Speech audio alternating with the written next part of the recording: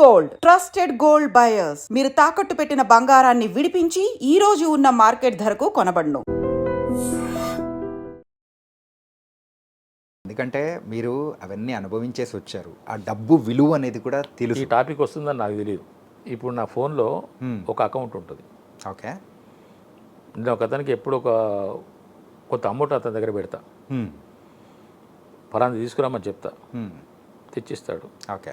దాంతోపాటు మెసేజ్ వస్తుంది నాకు. ఫర్ ఎగ్జాంపుల్ ఒక 1000 రూపాయలు మైనస్ 200 800 బ్యాలెన్స్ అట్లా పెట్టుకుంటా. కారణం ఏంటంటే సార్, డబ్బు విలువ నాకు తెలుసు. విలువ అనేది తెలియదు సార్. దేనికైనా విలువ ఉన్నది సార్, ప్రతి దానికి విలువ ఉన్నది. ఆ విలువకు నువ్వు విలువ ఇస్తేనే నీ జీవితం బాగుంటుంది. నిజం. మీ స్టూడియో నుంచి నేను లోపలికి రావడానికి బోసు గారిని చెప్పులు అక్కడ వదిలేస్తాను చెప్పా. నేను ఎప్పుడు చెప్పులు వేసుకొని లోపలికి రాను, ఎక్కడికి కూడా రాను. పర్లేదు సార్ లోపలికి రండి అన్నాడు. సరే, అది ఇటువంటి పరిస్థితులు అవసరమే కావచ్చు అని చెప్పేసి, అంటే చెప్పులు విప్పడం కూడా ఒక పద్ధతి సార్. అవి కూడా ప్రాపర్ ఇప్పుడు ఒకటి ఇటు వేసేస్తాడు. గుమ్మం ముందు 150 చెప్పులు ఉంటాయి. లోపల ఒక ఆఫీస్ ఉన్నది. గుమ్మం ముందు చెప్పులు ఉండడం కానీ, బట్టలు కూడా విప్పేసిన తర్వాత ఎటు పడితే అటు విసిరేయటం కానీ, వస్తువులు ఎక్కడ పడితే అక్కడ పెట్టడం కానీ చేస్తే నీ జీవితం కూడా అంతే అతలాకుతలంగా ఉంటుంది, అంతే చిందరవతలంగా ఉంటుంది. ఓకే. ఒక పెన్ ఒక ప్రాపర్ ప్లేస్లో పెట్టినావు, ఒక వాచ్ ఒక ప్రాపర్ ప్లేస్లో పెట్టినావు, ఒక ఫోన్ ఒక దగ్గర పెట్టినావు, ఒక షర్టు విప్పేసి నువ్వు హ్యాంగర్కి వేసేసి, అసలు చాలామందికి హ్యాంగర్కి వేయటం తెలియదండి. ఇప్పుడు ప్యాంటు షర్టు మడత పెట్టడం అనేది తెలియదు. ఒక ప్యాంటు షర్టు విప్పిన తర్వాత విడిచిపడేయటం కాదు, వాటిని how to fold, how to keep in a proper way పెడితే నీకు వస్తువు విలువ తెలుసు. కాబట్టి రేపు నువ్వు ఏ పని చేసినా కూడా అదే మేనర్లో చేస్తావు. ప్యాంట్ ఇప్పేసి మంచం మీద వేసేసి, షర్ట్ ఇప్పేసి నువ్వు చైర్ మీద వేసేసి, బాత్రూంలోకి వెళ్ళేసేసి వచ్చిన తర్వాత నువ్వు టవల్ ఇప్పేసి అటు పట్టేసి డ్రైర్ వేసేసుకొని దాని మీద లాగేసుకొని పోతున్నావు అని అంటే నీ యొక్క వే పర్ఫెక్ట్గా లేదు అని అర్థం. నీకెవరు చెప్పి ఉండకపోవచ్చు, చెప్పినా నువ్వు విని ఉండకపోవచ్చు, విన్నా నువ్వు అర్థం చేసుకొని ఉండకపోవచ్చు, కానీ అనుభవించేది నువ్వే. మొక్కయి వంగ అనేది మానవి వంగదు. చిన్నప్పుడు పర్ఫెక్ట్గా నేర్చుకుంటేనే, ఇప్పుడు చెప్పేవాళ్ళు లేరు, వినేవాళ్ళు లేరు అని అంటే చెప్పేవాళ్ళు డెఫినెట్గా ఉన్నారు, లేకపోవటం అంటూ లేదు.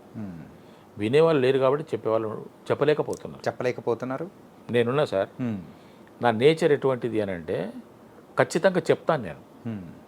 అంటే అవతల వాళ్ళు ఏమనుకుంటున్నారు ఏంటి అనేది కూడా వినటం లేదు. ఇప్పుడు మానేసే సందర్భం వచ్చింది కాబట్టి చెప్తున్నాను. ఎవరు అన్నారు ఒక ఆయన సలహాలు ఇవ్వడం అనేది చాలా ఉచితంగా చేయటాన్ని, ఉచితమైన సలహా లాగానే అనిపిస్తున్నది ఇప్పుడు చాలామందికి. నా గురించి చెప్తున్నాడు కదా, నా బాగు కోసమే చెప్తున్నాడు కదా, నేను బాగుపడాలని నా మంచి కోసమే చెప్తున్నాడు కదా అని ఎవరు అనుకోవట్లేదు సార్. ఈయనెవరు నాకు చెప్పడానికి అని అనుకోవటము, ఇంకేం పని లేదు ఆయనకు అనుకోవటము, ఆయన పెద్ద బోరింగ్ మ్యాన్ అని అనుకోవటము జరుగుతుంది. నా గురించి కాదు, ఎవరు చెప్పాలనుకున్నా కూడా ఈవెన్ ఇంట్లో తల్లిదండ్రులు చెప్పలేకపోతున్నారు మీకు, ఇంకెవరు చెప్తారు మీకు? చెప్పవలసిన వాళ్ళే చెప్పలేని పరిస్థితిలో ఉంటున్నారు. ఎందుకు చెప్పలేకపోతున్నారు? దానికి చాలా కారణాలు ఉన్నాయి. ఈరోజు జనరేషన్ సమాజం ఎట్లా పోతున్నదేమో, ఈరోజు జనరేషన్ ఎలా ఉంది, విలువలు తెలియకపోవటం. విలువ తెలిస్తే ఇప్పుడు ఒకటి సార్, ఎవరి జీవితం వాళ్ళది సార్, ఎవరి జీవితం వాళ్ళది. నీ జీవితం నాది కాదు, నా జీవితం అక్కడ కాదు, అక్కడ జీవితం ఇక్కడ కాదు. ఎవరి జీవితం వాళ్ళది, ఎవరి క్వశ్చన్ పేపర్ వాళ్ళదే, ఎవరి ఆన్సర్ షీట్ వాళ్ళదే. నీ జీవితానికి నేను బాధ్యుని కాదు. నువ్వు మంచి అయినా చెడైనా నీ తల్లిదండ్రులు బాధ్యులు గారు. రిక్షా కార్మికుడి యొక్క కొడుకు కలెక్టర్ అవుతున్నాడు, మరి కోటీశ్వరుడు కొడుకు కలెక్టర్ ఎందుకు అవుతున్నాడు? తప్పు తల్లిదండ్రులు కాదు అది. నీ జీవితం గురించి నువ్వు నేర్చుకో. వాళ్ళు సంపద తెచ్చిపెట్టి ఉండొచ్చు, వాళ్ళకి అవకాశం ఉంది, నీకోసం సంపాదించట్లేదు. ఇక్కడ గమనించవలసిన విషయం ఏంటంటే కోటీశ్వరుల పిల్లల కోసం సంపాదించట్లేదు. అతనికి ఆ అవకాశం ఉన్న, ఇప్పుడు నేనున్నాను సార్, నేనే ఉన్నాను, వాడే కూడా విషయం ఎందుకు, నేనే ఉన్నాను. నా జీతం 830 రూపాయలు 1984 నవంబర్ 7th రోజున. ఇది starting as LDC I have started my life in electricity board. Join అయ్యాను 1984 7th నవంబర్లో జాయిన్ అయ్యాను. నవంబర్ నెల మొత్తం గడిచేటప్పటికి 24 రోజులు వర్కింగ్ డేస్ వచ్చింది. 23 రోజులు, నవంబర్ 30 అంటే 23 రోజులు వర్కింగ్ డేస్కి పోను. డిసెంబర్లో నాకు ఫుల్ జీతం వచ్చింది 835 రూపాయలు. రూపాయల జీతంతో స్టార్ట్ చేసిన నా జీవితము 65,000 దగ్గర ఆగిపోయింది. నేను రిటైర్ అయిన నాటికి నా జీతం 2 ప్రమోషన్లు వచ్చినాయి. నా ఫైనల్ శాలరీ నేను తీసుకున్నది 65,000 రూపాయల జీతం. ఓకే. చివరికి నాకు మిగిలింది ఏమీ లేదు. విలువ తెలుసుకోవాలి సార్. విలువ తెలుసుకోవాలి. అవును. ఇప్పుడు విలువ తెలుసుకుంటే దాని యొక్క మంచి చెడ్డ తెలిసిపోతుంది నీకు. పుస్తకం చదువుతున్నామంటే చదవటం కాదు సార్, పుస్తకం చదివి దాన్ని అర్థం చేసుకోవాలి. ఒక ప్రశ్న వస్తుంది సార్, ఎవరి లైఫ్ వాళ్ళదే, ఎవరి క్వశ్చన్ పేపర్ ఇప్పుడు నేను కోటీశ్వరుని, ఎవరి సంగతి ఎందుకు నా సంగతి చెప్తున్నాను చెప్పాను కదా. నేను 830 రూపాయలతో నా జీతం స్టార్ట్ చేశాను సార్. అవును, గుర్తొచ్చింది నాకు ఇప్పుడు. అటువంటి నేను ఈ రోజున లక్షలు సంపాదిస్తున్నాను అనుకుందాం. ఫర్ ఎగ్జాంపుల్, నా కొడుకు కోసం సంపాదిస్తున్నాను, నా మనవడి కోసం సంపాదిస్తున్నా. ఎవరి కోసం సంపాదిస్తున్నాను సార్? ఎవరి కోసం సంపాదించాలి? నాకు అవకాశం వచ్చింది, నేను సంపాదించుకుంటున్నా. నువ్వు తింటావేమో, నువ్వు అనుభవిస్తావేమో కదా, కానీ నీది నువ్వు కూడా సంపాదించుకోవాలి, నీది నువ్వు అనుభవించాలి. మనుషుల్లో 3 రకాలు ఉంటారు సార్. కష్టపడి సంపాదించి అనుభవించేవాడు ఒకడు, ఇతరులు కష్టపడి సంపాదిస్తే అనుభవించేవాడు రెండోవాడు, ఇతరులు కష్టపడి సంపాదించి ఇచ్చినా కూడా అనుభవించలేనివాడు మూడోవాడు. అన్నీ మనం ఏమని అల్లవా. ఇప్పుడు మూడోవాడు ఎక్కువ నడుస్తున్నాడు, విలువ తెలియక. ఎందుకంటే ఎప్పుడైనా సరే సార్, మనిషి ఏ స్థాయిలో ఉన్నా, ఏ స్థానంలో ఉన్నా, ఏ పరిస్థితిలో ఉన్నా తన మెతుకు తానే సంపాదించుకొని తినాలి. అప్పుడే అతనికి అన్ని రంగాల్లో రాణించగలడు. వినయం వస్తుంది, మంచితనం వస్తుంది, దానగుణం వస్తుంది, ఇతరుల పట్ల సానుభూతి వస్తుంది, జాలి కలుగుతుంది కదా. అవును. కాబట్టి ఇప్పుడున్న వాళ్ళందరూ కూడా చాలా విషయాలు నేర్చుకోవాలి. యథాలాపంగా వెళ్ళిపోతున్నారు. కానీ నేనేమంటానంటే సార్, ఎవరి లైఫ్ వాళ్ళదే, ఎవరి క్వశ్చన్ పేపర్ వాళ్ళదే, ఎవరి ఆన్సర్ షీట్ వాళ్ళదే. రైట్. ఎంత దయనీయమైన పరిస్థితులు ఉన్నారంటే సార్, కొంతమంది వాళ్ళ శరీరం మీద వాళ్ళకు ధ్యాస లేకుండా పోతున్నది. ఎక్కడో ఇది పర్సనల్గా కొంచెం మిమ్మల్ని వాళ్ళ జీవితం మీద వాళ్ళకు, అంటే ఈ మధ్య చూస్తున్నాము సూసైడ్ చేసుకుంటున్నారు. ఎందుకు సూసైడ్ చేసుకుంటున్నారు? మందలించారని మందలిస్తే సూసైడ్ చేసుకుంటారా? ఇంటర్మీడియట్ పిల్లలు పరీక్ష తప్పితే సూసైడ్ చేసుకుంటారా? ఎదురుగా ఏదో అడ్డొస్తే ఢీ కొట్టారా? పక్క తప్పుకోరా కదా. అంటే సమాజాన్ని చూస్తున్నారు కాబట్టి ఒక రకమైన ఆవేదనతో చెప్తున్నాను. పిల్లలు, యువకులు అందరూ కూడా సాంప్రదాయాన్ని పాటించాలి, ఆచారాలు పాటించాలి. నువ్వు ఏ జాతికి చెందితే ఆ జాతిని నువ్వు గుర్తుపెట్టుకోవాలి, నడిపించాలి సార్. కాలం మారింది కావచ్చు.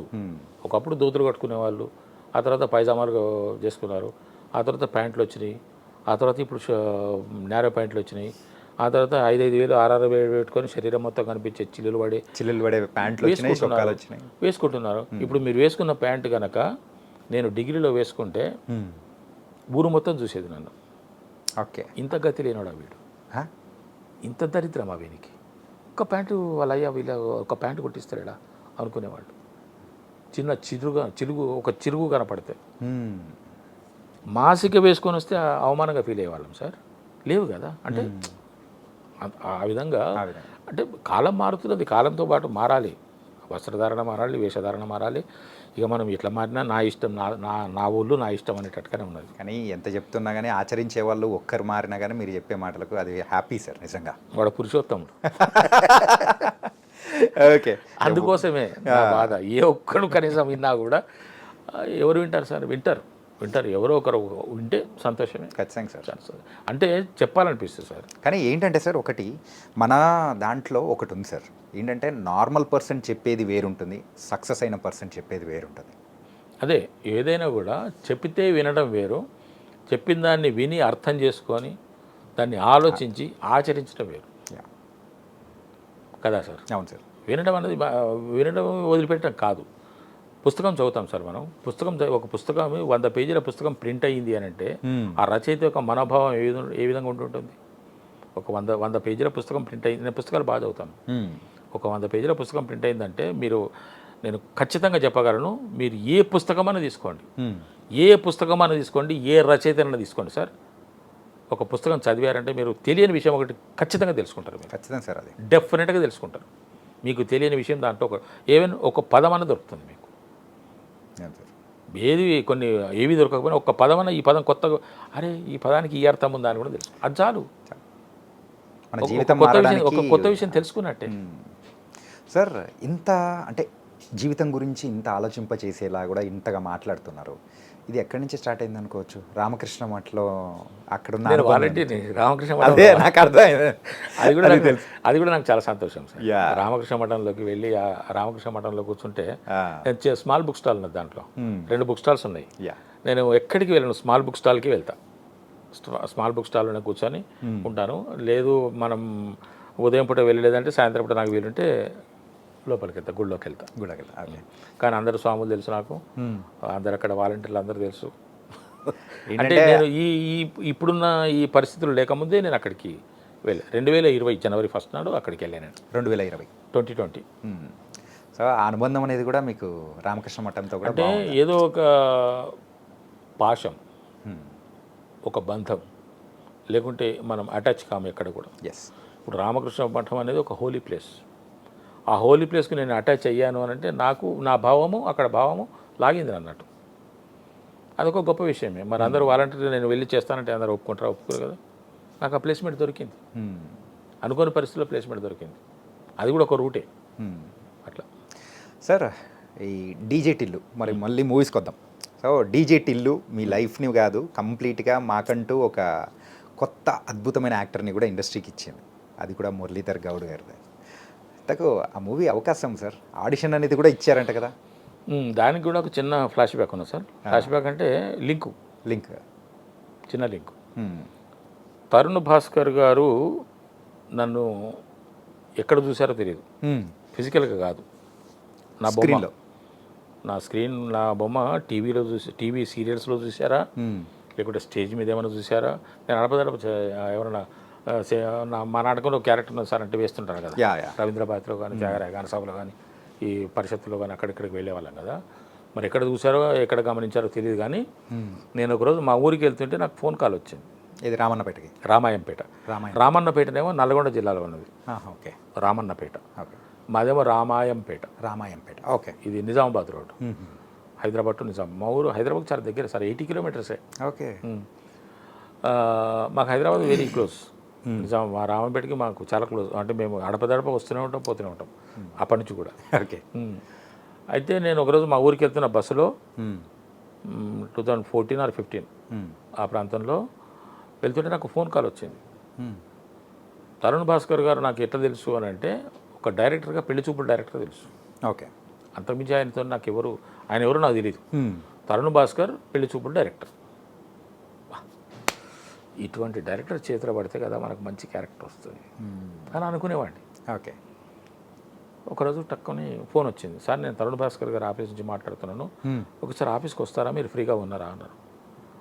బస్సు శబ్దం బొబ్బొబ్బొబ్బొబ్బని శబ్దం వస్తున్నది, సరిగ్గా వినపడతలేదు. సార్ ఏంటి సార్ అన్నాను. నేను తరుణ్ భాస్కర్ గారి ఆఫీస్ నుంచి మాట్లాడుతున్నానండి, ఒకసారి ఆఫీస్కి వస్తారా, ఆడిషన్ ఇవ్వాలి అన్నారు.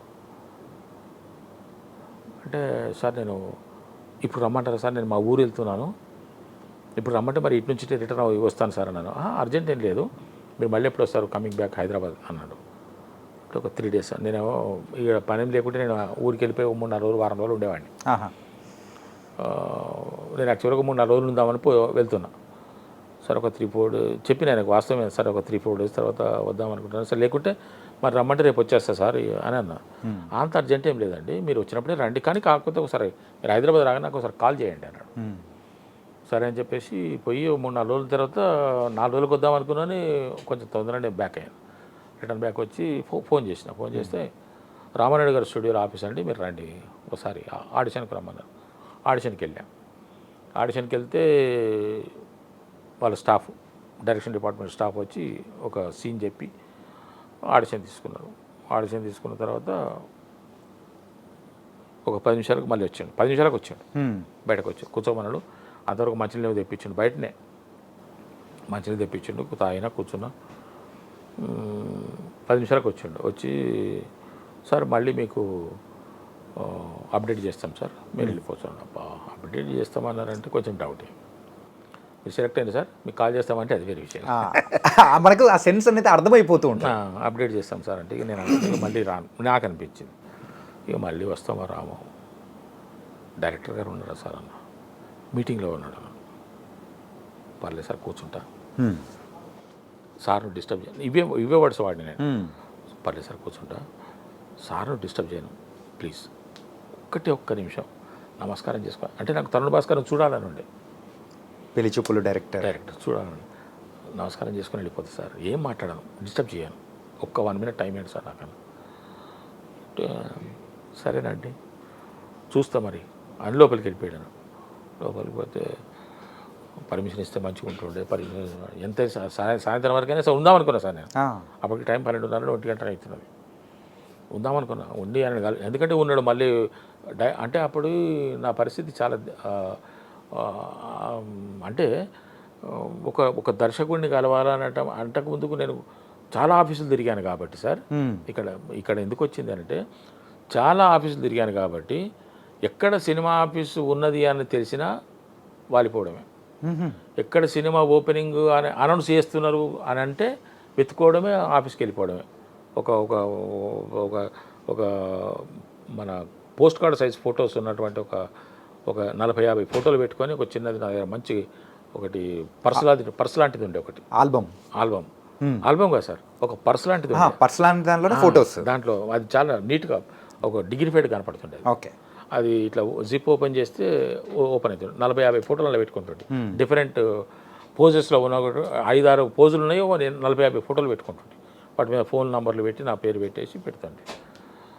ఎక్కడికి వెళ్ళినా కూడా ఆఫీస్కి అయితే అప్రెంటిసు ఫోటో తీసుకోవడం, లేకుంటే అసిస్టెంట్ డైరెక్టర్ ఫోటో తీసుకోవడం, ఈవెన్ అసోసియేట్ కానీ ఎవ్వరు కానీ కలిసేవాళ్ళు కాదు.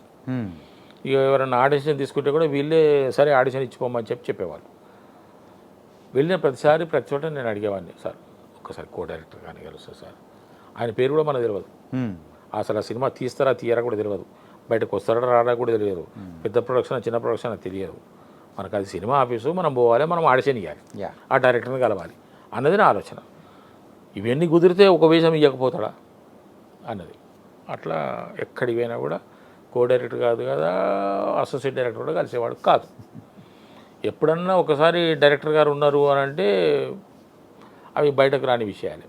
కొత్తగా ఆఫీస్ పెట్టి ఆయన టేబుల్ పెట్టుకొని కూర్చుంటే ఆయన ముందర పోయి ఇక మనం ఏం సార్ ఆయన కూర్చోం సార్, ఏం సార్ అంటే ఇట్లా, అదే సార్ ఏదో మీరు సినిమా తీస్తున్నారు కూర్చోండి, చేస్తారా, దాంట్లో ఉన్నాయి మంచి క్యారెక్టర్లు ఉన్నాయి, మంచి ఆశపడుతుంది, మంచి క్యారెక్టర్ సార్ చేస్తారు సార్, ఏదో ఒకసారి ఆడిషన్ చేయండి అని అంటే ఇక మనం అదే మనకు షూటింగ్ అనుకొని చేస్తుంటాను. ఆ డైరెక్టర్ నుండి లైట్లు ఆన్ అయినాయి, కెమెరా యాక్షన్ అన్నదని చెప్పేసి నేను వెళ్ళిపోతాను, అంత పీక్లో వెళ్ళిపోతుంటాను, చేసేస్తుంటే వాళ్ళు ఇంప్రెస్ అయ్యేవారు, వెళ్ళిన ప్రతి చోట ఇంప్రెస్ అయ్యేవారు. నేను అట్లా ఎక్కడ ఆడిషన్ ఇచ్చినా కూడా నాకు డెఫినెట్గా సాటిస్ఫాక్షన్ దొరికేది, ఎందుకంటే ఆ డైరెక్టర్ కళ్ళు చూస్తే నాకు తెలిసిపోయేది, వాళ్ళకి నచ్చిందా లేదా అనేది వాళ్ళ చూపుల ద్వారానే అర్థమైపోయింది. ఇంకోసారి వీడేంద్ర బయట చేస్తున్నాడని కూడా అనుకునే వాళ్ళు కూడా ఉండ్రి, అటువంటి వాళ్ళు కూడా ఉన్నారు. అటువంటి పరిస్థితిలో ఈ తరుణ్ భాస్కర్ ఇప్పుడు నేను ఇడిచిపెట్టేది లేదా, నేను చూడకుండా పోయేది లేదని నేను అనుకొని ఇవన్నీ నేను అనుకుంటూ కూర్చున్నా. జస్ట్ ఒక 5 నిమిషాలు అయింది, బిక్కు అంటూ కూర్చున్నాను నేను. 5 నిమిషాలు అయింది, తరుణ్ భాస్కర్ వచ్చాడు, ఆయనే వచ్చిండు. నేను చూసి సార్ అని లేచిన, ఆయన వచ్చి కూర్చోండి సార్ అని చెప్పేసి కూర్చోబెట్టి ఆయన అంతటికీ ఆయన రాగానే ఎవరో కుర్చీ తీసుకొచ్చాను, సార్ దీంట్లో ఒక క్యారెక్టర్ మీరు చేస్తారు అన్నాడు. ఇక అది ఆయన చూడడమే నాకు అనుకుంటే ఇక ఆయన నాకు క్యారెక్టర్ కూడా ఇస్తారా అని చెప్పేసి అని చెప్పిండు. అది పిట్టకథలు. ఓకే. పిట్టకథల్లో రాముల అనే ఒక ఎపిసోడ్లో ఎక్స్ ఎమ్మెల్యే రామచంద్ర నా క్యారెక్టర్ పేరు. ఆ క్యారెక్టర్ వేసిన సార్ నేను 2 days చేశాను. అది చాలా బాగా వచ్చింది. అది సినిమా వాళ్ళు చాలా దాన్ని ఎప్పుడు 2020లో అది చాలామంది చూశారు, నేను చూడలేదు, నా లింక్ కూడా నాకు రాలేదు. వెబ్ సిరీస్ వచ్చిందట, మా ఇంట్లో వెబ్ సిరీస్ కనెక్షన్ కూడా లేదు, నేను పెట్టుకోకుంటే ఈ వైఫై లేకుండా నాకు నా దగ్గర వచ్చిన టీవీ ఉండే దాన్ని నడుపుకున్నాం, డబ్బా డయానోరా. అది చాలామంది నేను మఠం పోయినా ఒకసారి ఇట్లే అది ఇటు వస్తే ఒకరోజు మఠంలో ఉన్నాం, రామకృష్ణ మఠంలో ఉండి లోపలికి పోయి ఇటేమో వస్తుంటే అన్న ఎవరో కనిపించారు, సార్ మీరు పిట్టకథలు చేశారు కదా సార్ అన్నాడు. పిట్టకథలు అని కూడా తెలియదు నాకు. ఆ పేరు అనేది కూడా టైటిల్ కూడా తెలియదు. వీళ్ళు రాములా అని చెప్తున్నాడు భాస్కర్, తరుణ్ భాస్కర్ రాములా అని చెప్తున్నాడు, కానీ అది పిట్టకథలు దాంట్లో ఒక ఎపిసోడ్ రాములా అని నాకు తెలియదు. సార్ మీరు పిట్టకథలు భలే చేశారు సార్ మీరు అన్నాడు ఆయన. పిట్టకథలు ఎప్పుడు చేశాను పని నేను అనుకుంటున్నాను. నాకు ఈ సీరియల్స్ మీద పోతున్నది. ఈ సీరియల్స్లో పిట్టకథలు నేను ఎక్కడ చేసినాను పిట్టకథలు? మీరు ఆ పిల్లవాడిని జుట్టు పట్టుకొని కొడతారు చూడండి సార్, వాడిని అడుగుతారు కదా, భలే నచ్చింది సార్ నాకు అన్నాడు. అదే జుట్టు పట్టుకొని చేసిందంటే ఇది రాములా కదా అని నేను అనుకోవాలి. ఇక అతని ముందర బయటపడకుండా అట్లా సార్ అని చెప్పేసి అనుకున్నా. ఆ తర్వాత తెలిసింది నాకు ఇది వెబ్ సిరీస్, దాంట్లో మంచులక్ష్మి గారు ఇంకెవరెవరు చేశానని చెప్పి. ఆ విధంగా నేను తరుణ్ భాస్కర్ గారి పిట్టకథలు చేసి ఉన్నాను సార్. ఆ తర్వాత ఏం చేసిండు తరుణ్ భాస్కర్, ఎందుకో నా మీద ఒక రకమైనటువంటి ఆయనకు ఒక ఇంప్రెషన్ ఉన్నది. అది ఇంకా ముందు ముందు ఎంత పేలుతుందో తెలియదు, పేరుస్తాడు ఆయన నాకు తెలిసి, నేను అనుకుంటున్నా. అది నాకు చెప్తున్నది, నా మనసు చెప్తున్నది. ఎందుకంటే ఆ కీడకళలో చూస్తాంగా ఆ క్యారెక్టర్ మీకు ఉన్న దానిలో మీరు చేస్తున్న క్యారెక్టర్లో డిఫరెంట్ క్యారెక్టర్. ఆయన కొంచెం ఇప్పుడు వేరే పని మీద ఉన్నాడు. అయితే ఒక పేటిఎం యాడ్ ఒకటి చేస్తూ నన్ను పిలిపించాడు, దాంట్లో కూడా నాకు వేషం ఇచ్చాడు. ఇది అయిపోయిన తర్వాత ఇక్కడ వీళ్ళు ఇది ఆ పక్కన జరుగుతుంటే ఈ పక్కన వీళ్ళు డీజే టిల్లు కోసం వీళ్ళు ప్లాన్ చేసుకున్నారు. వీళ్ళు మొత్తం రెడీ అయిపోయింది, ready to shoot, go for shoot. అన్ని క్యారెక్టర్స్ వస్తున్నాయి, మదర్ అండ్ ఫాదర్ దొరుకుతున్నారు వీళ్ళకి. మదర్ అంటే సరే, కానీ ఫాదర్ కావాలి వాళ్ళకి ఇంపార్టెంట్గా. ఎట్లా అని అనుకుంటున్న పరిస్థితుల్లో వాళ్ళు కొంతమందిని ఆడిషన్ చేసారు. వాళ్ళకు ఒక 3-4 గ్రేడ్స్ కావాలి వాళ్ళకు. గ్రేడ్స్ అంటే వాళ్ళకు ఒక ఆ యొక్క పర్టికులర్ కావాలి. ఒక ఫాదర్ అంటే సిద్ధుకి ఫాదర్ లాగా ఉండాలి, తెలంగాణస్ లాగా బాగా చెప్పగలిగి ఉండాలి, పర్ఫార్మెన్స్ చేయగలిగి ఉండాలి. ఇవన్నీ వాళ్ళకు కొన్ని అనుకున్నటువంటి అంశాలు. ఆ అంశాలు ఉన్న వాళ్ళకు మంచి ఆర్టిస్టులు దొరికి ఉంటారు వాళ్ళకు. కానీ కొన్ని వాళ్ళకి ఎందుకో ఇంకా కావాలి అనుకున్న పరిస్థితుల్లో సిద్ధు గారు, మంచులక్ష్మి గారు, తరుణ్ భాస్కర్ గారు ఎక్కడో ఒక చోట ఒక సమావేశంలో ఉన్న సందర్భంలో సిద్ధు తరుణ్ భాస్కర్ని అడిగినట్టు తెలిసింది నాకు. ఇట్లా మా సినిమా షూటింగ్ దగ్గరికి వస్తున్నది, మన ఫాదర్ క్యారెక్టర్ దొరుకుతలేడు అని చెప్పేశానంటే అప్పుడు తరుణ్ భాస్కరు అక్కడనే టీవీ ఉంటే ఆ టీవీలోనే ప్లే చేసి నన్ను చూపించినట్టు. నన్ను చూపించి చూడు అంటే చూసి ఎట్లుంటాడు అని అడిగినట్టుండేమో, తీసుకోమని చెప్పినట్టుండే ఆయన. ఇక నా నెంబర్ తీసుకొని భాస్కర్ దగ్గర తరుణ్ భాస్కర్ దగ్గర నా నెంబర్ తీసుకొని నాకు ఫోన్ చేశారు. నాకు ఫోన్ చేస్తే అప్పుడు వాళ్ళు ఆడిషన్కి రమ్మంటే ఆడిషన్కి వెళ్ళాను. ఆడిషన్కి వెళ్తే వాళ్ళు 50% ఓకే చేసుకున్నట్టున్నారు. ఆ తర్వాత మళ్ళీ మేము కాల్ చేస్తాం సార్, మీరు ఈ 2-3 రోజులు ఎటైనా పోతున్నదా, బయటకి ఏమైనా పోతున్నారా ఎటైనా అంటే, లేదు సార్ ఇక్కడే ఉంటారన్నారు. ఒక 2-3 డేస్ తర్వాత మీకు కాల్ చేస్తామన్నారు. మళ్ళీ కాల్ వచ్చింది. కాల్ వస్తే వెళ్ళిన తర్వాత అప్పుడు నాకు అనుకోకుండా నాకు ఒక వేరే సినిమా వచ్చింది. అప్పుడే మంచి క్యారెక్టర్ దాంట్లో, మెయిన్ క్యారెక్టర్. ఏంటి సార్ మీ పరిస్థితి అని అడిగాను. నేను ఆ సినిమా అది ఇంకా రాలేదు సినిమా. అది సినిమా వస్తే బాగుంటుండే కానీ అది ఎందుకో రాలేదు. వస్తుందో రాదో కూడా తెలియదు. నేను ఒక సినిమా చేస్తున్నాను సార్, ఇట్లా ఫలానా నాకు డేట్లు కూడా ఇచ్చి నేను ఒక మెయిన్ క్యారెక్టర్ చేసింది, ఒక ఫుల్ టైం క్యారెక్టర్ చేసింది, ఫుల్ డేట్స్తో చేసింది కూడా ఆ సినిమానే. దానికి నాకు ఆల్రెడీ ఒక 10 రోజులు డేట్లు ఇచ్చున్నారు. ఆల్రెడీ నేను 15 రోజులు చేసి ఉన్నా, ఇంకా 10 రోజులు డేట్లు. నా జీవితంలో మొట్టమొదటిసారి అన్ని రోజులు చేస్తాను సినిమాది. ఇట్లా అరే మరి మన సినిమా కూడా అప్పుడే, ఈ సినిమా కూడా మీరు ఓకే అయితే 50 డేట్లు వస్తాయి అన్నారు. నేను దానికే ఇంపార్టెన్స్ ఇచ్చిన, ఎందుకంటే అది ఆల్రెడీ చేస్తున్నాను నేను. దాని సంగతి నాకు తెలుస్తున్నది. అది నాకు చాలనుకుంటున్నాను నేను. ఇది బయటకు వస్తే నా సంగతి, నాకు ఇక సినిమాల్లో అవకాశాలు వస్తాయనే అభిప్రాయంలో నేనున్నా. ఓకే, నాకు ఇది పెద్దగా అనిపించలేదు. ఇంకా వీళ్ళు మొదలు పెట్టలేదు, ఆ క్యారెక్టర్ ఏదో మనకు తెలియదు, ఎన్ని రోజులు వస్తాయో తెలియదు, వీళ్ళు ఎంత ఇస్తారో తెలియదు, ఇవన్నీ ఉంటాయి కదా మన కాలేజ్. అంటే నాకు ఆల్రెడీ ఆ డేట్లు ఉన్నాయి సార్, మరి మీది ఎప్పుడు అంటే, లేదు సార్ మనది కూడా అదే డేట్ రావచ్చు మ్యాక్సిమం, మరి మీరు ఎట్లా అన్నాడు. నేను దానికి ఇంపార్టెన్స్ ఇస్తాను చెప్పాను.